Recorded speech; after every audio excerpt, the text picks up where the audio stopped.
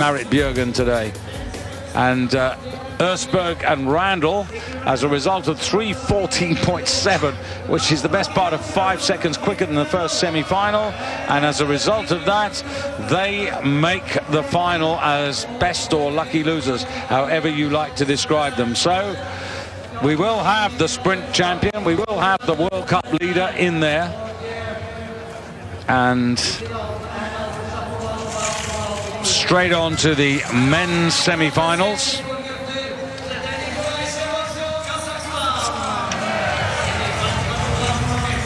Three Norwegians up against Paul Goldberg for Norway. I'm just looking at this because Erik Bransdal wearing 5. Krukov, the world champion. Now, here's interesting, Mike. We need to watch what Krukov has done. What's he decided to do? Is he going with classic, or is he going to go? He's right here with Peter Northug. So this is the big clash. We'd hoped it was going to be actually in the final, but it's come in the semi. And Polteranen as well. I mean, it's a massive, massive situation here. So Polteranen and Petter Northug, who are very close to each other in the World Cup rankings. And you've got Krukov. Polteranen closest to you, then Petter Northug wearing 1, then Krukov wearing number Krukov is 4, the world champion. And are the others making up the numbers? Well, I think that might have been Bransdal that broke the race bib 5. There's Northug, characteristically. He waits for Bransdal, then he comes out again. Yeah. So he's now going to just make them all wait till he's come back. He's in control, isn't he? Totally. Yeah. It looks to me like Krukov has gone again for his skating gear. It's an indication. Northug. I think he's gone for classic, so wax on this time, maybe. Certainly shorter poles.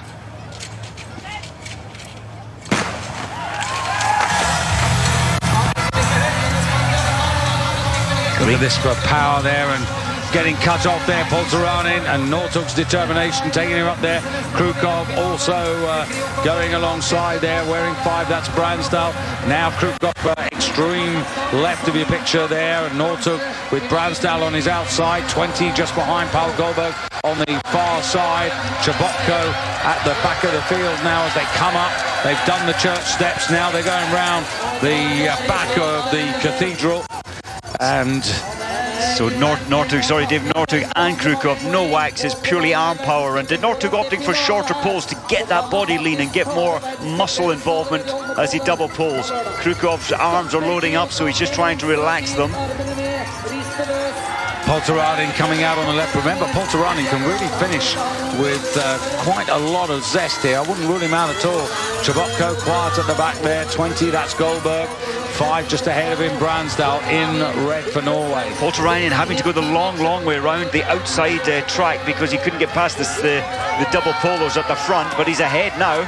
They will catch him on this descent because they've no wax on their skis, or except glide wax. Polteranen, you might remember, those of you who followed the Tour de Ski, that he won the 5K Classic in Toblach as part of the Tour de Ski, and he's really effective.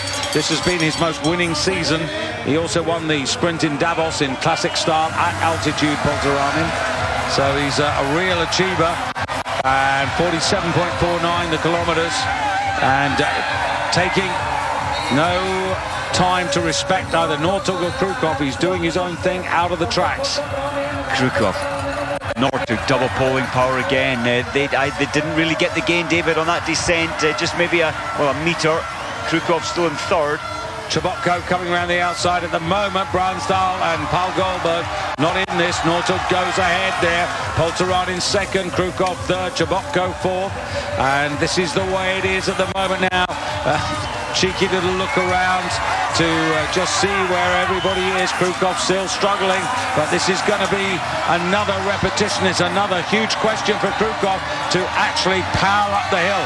He did it in the quarters. Can he do it in the semis? I think we're going to see Bransdal and maybe even Goldberg come through because they are going to be using their leg muscles. Krukov coming through. There's Chavotko on the left of your picture. 5, and there's a lot of switching, and that's a great move by Polteranen. He really blocked out there. That was beautiful track craft. And Krukov on extreme right. There's Peter Northug on the left of your picture. Wow, Polteranen, brilliant. Absolutely brilliant. 2:48.2. Amazing, absolutely amazing. Northug now, that's 3 times around the track, only using arm power, and you get the sense he's beginning to feel the pain, the discomfort. But you can see there, Polteranen's a real racer these seasons, and you look at his stats and he's really impressive. And you know where he jumped across the tracks there, and he just blocked out, and he forced Krukov to change tracks. It was brilliant track craft, and you know he will be wanting revenge for the Olympic, the bad luck he had at the Olympics when he snapped his pole at the start. Absolutely. Just looking at Polteranen, worth remembering, Mike, that he won in Toblach. He won then in the next day, Val di Fiemme, the 15-kilometer classic in La Clusa. He was a winner. He also won 22 Davos, the sprint, and he was runner-up, most recently of all, in Lahti in the 15-kilometer classic over the weekend. So he's really in good form. And as I say, he's got 871 points. Peter Northug's got 1,050. But Polteranen really challenging at the moment to get onto to get onto the final podium for the season.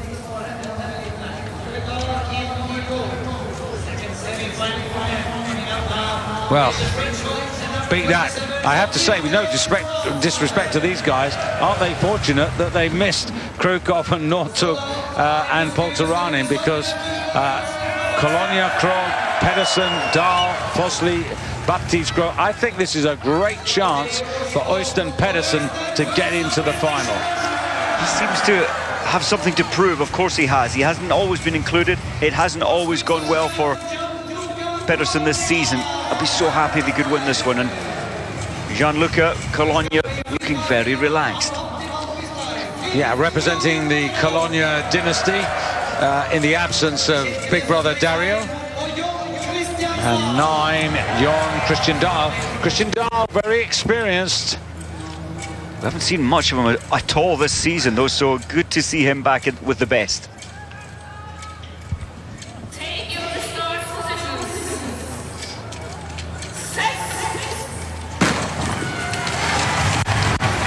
Well, that's a bit of an extraordinary start by Christian Dahl, and as a result of that, he missed the start and had to tuck in behind. But 13, Fosli, Sondra Turval Fosli, the best of the starts, and decides that he wants to go extreme left. That's interesting.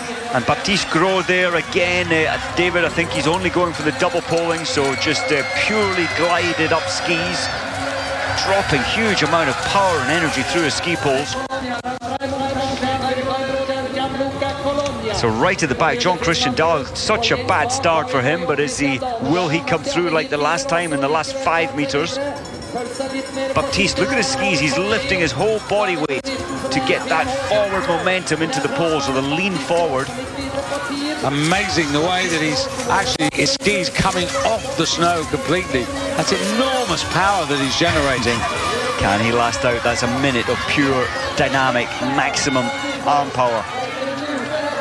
He's got to be burning up now in the arms, but he'll get this recovery coming up soon.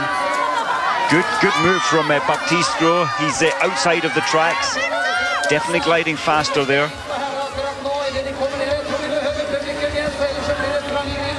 And he's got all of them on the run at the moment.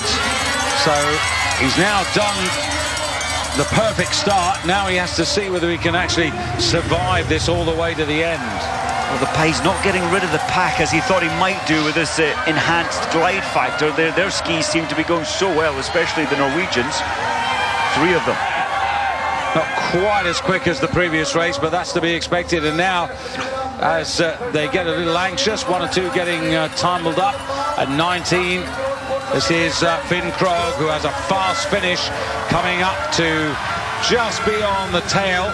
I think this is Baptiste Gros. His days in this race are beginning to be numbered, I'm quite sure now. Gianluca also moving up there, and Baptiste Gros up the final hill. This is going to be a real test for him. 19, that is Finn Krogh on the left there, and Finn the last 150 meters have been spot on perfect. He's put himself absolutely in the right place now. Pedersen on the far side. That's Øystein Pedersen in red on the far side. 6 in the foreground. Gianluca Colonia, and it's those two. Baptiste Grove going backwards now. Gianluca coming up to Fincro, running now on the far side. Øystein Pedersen, there's the desire, and still Gianluca, who won his quarter, coming through. Øystein Pedersen, look at that for a rush for the line, and that is Jon Christian Dahl coming last and latest of all the Norwegians to grab the space, and 2:48.8, so it is a little bit quicker. Now, just doing the maths here, that would mean 2:49.2 for Pedersen, so I think he's made it into the final, and I would reckon that maybe Finn Kroll has made it as well, because he was 0.8 off. So unofficially, I've got Øystein Pedersen up, and just looking at that, it's Krukov and Øystein Pedersen who've got the lucky loser spots. Øystein Pedersen, lucky loser, and the world champion. So we're going to have a rematch with now just having a look at this. Yeah, it's Northug and NQ. Yeah, I'm just having a look at this because we've got something that's rather unusual come up on our computer screen, and it says not qualified Petter Northug, not qualified Erik Bransdal, not qualified Alexei Poltaranin. Now, I've not heard anything from the FIS, the International Ski Federation. I've not received anything, but this is fascinating because at the moment it's Colonia, Dahl and Pedersen. Colonia and Dahl by right from the second semi. Pedersen with a lucky loser spot, and Northug, Bransdal and Poltaranin put down as not qualified. We'll try and sort it out. Well, we've still got no news with regard to the men's final lineup. Still something rather strange there. We're not sure what the jury have been looking at, but let's concentrate on the women's final. So, Keegan Randall, World Sprint Cup champion for the season. Heidi Weng, World Senior Bronze medalist at the World Championships. Her first senior medal in the skiathlon, behind Marit Bjørgen. 24. Heidi Weng, here she is. The other Norwegian was Østberg, of course. Now, wearing number 8, Evgenia Shapovalova. Is this going to be her day? She's looked really strong, and she finished well in the semis. Mona-Lisa MALVALEHTO, the fastest qualifier earlier in the afternoon, representing Finland. And Justyna KOWALCZYK. Well, there's one thing, David, we know what Justyna's strategy, we know what her tactics will be. They all know what her tactics will be, and it's to try and get to the front as soon as possible. She'll want to win this. Drammen is a very, very treasured sprint, and she hasn't won it here.